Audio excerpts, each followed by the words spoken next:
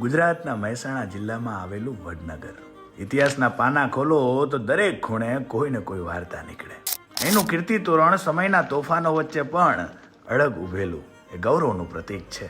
અંદાજે 11મી કે 12મી સદી દરમિયાન સોલંકી રાજવંશના સમયમાં આ તોરણ બાંધવામાં આવેલું.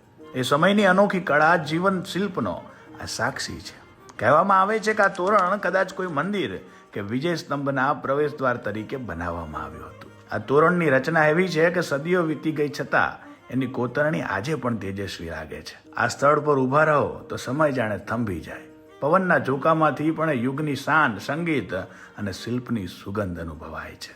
કીર્તિ તોરણ માત્ર પથ્થરનું બાંધકામ નથી, એ તો વડનગરના ગૌરવનો સ્તંભ છે, જે આપણને યાદ અપાવે છે કે આપણો વારસો કેટલો અમૂલ્ય અને ભવ્ય છે. વડનગર આવો તો તોરણ નીચે ઊભા રહીને એક ક્ષણ આંખો મીંચીને જોજો. શાયદ તમે પણ ઇતિહાસના ધબકારા અનુભવી શકશો.